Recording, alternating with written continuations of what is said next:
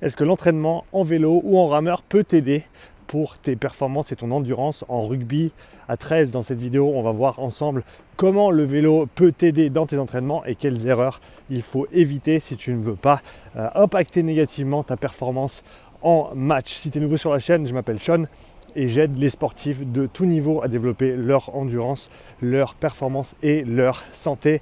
N'oublie pas de t'abonner à la chaîne parce que c'est gratuit et tu peux toujours changer d'avis. Donc partons dans le sujet du jour, l'entraînement à vélo pour le rugby à 13. Pourquoi est-ce que ça peut être intéressant et comment est-ce qu'on peut l'intégrer au mieux? Le rugby à 13, c'est un sport qui est très demandant d'un point de vue cardio. Il y a beaucoup de déplacements pour tous les postes. Contrairement, alors ça se décante au fil du temps, mais contrairement au rugby à 15, on a quand même pas mal de spécificités par rapport à la position.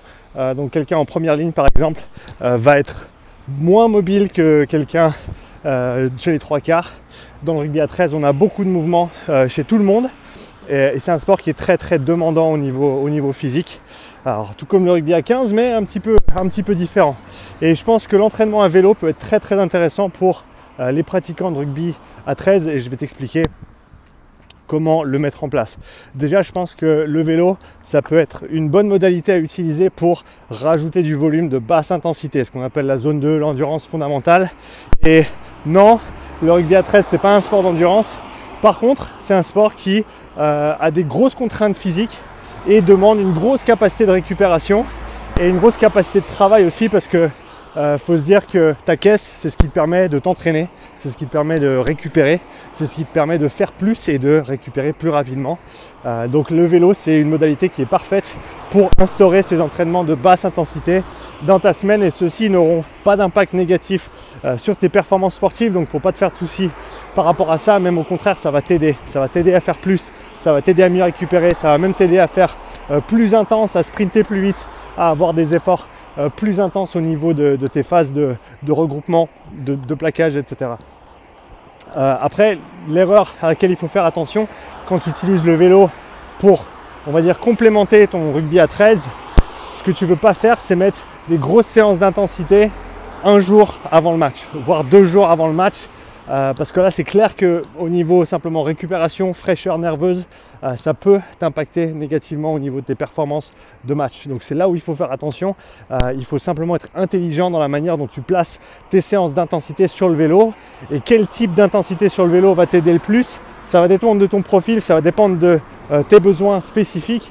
Mais je dirais qu'au cours de l'année, tous les types d'intensité sur le vélo peuvent être intéressants pour un joueur de rugby à 13, que ce soit des séances de type tempo, des séances de seuil, des séances de VO2 max, des séances de sprint. Et ce qui est super intéressant avec le vélo, c'est que malgré la haute intensité au niveau cardiovasculaire, cardio-respiratoire de ces séances, tu as très peu, voire pas d'impact au niveau structurel.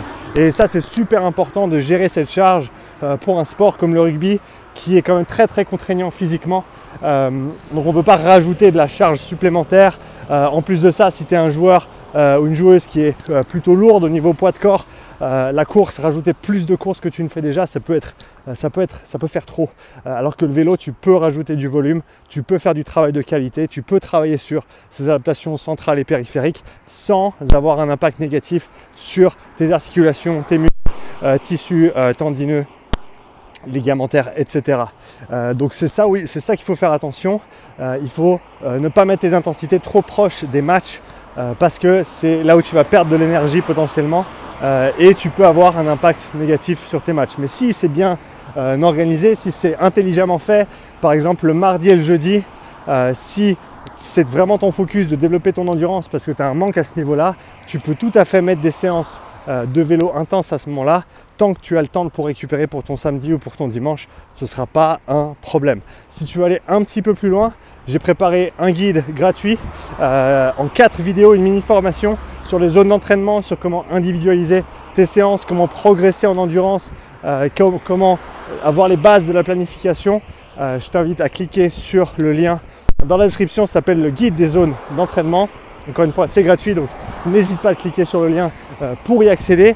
Et si tu veux apprendre un petit peu plus sur l'endurance fondamentale, son intérêt pour différentes pratiques sportives, je t'invite à regarder la prochaine vidéo. À tout de suite.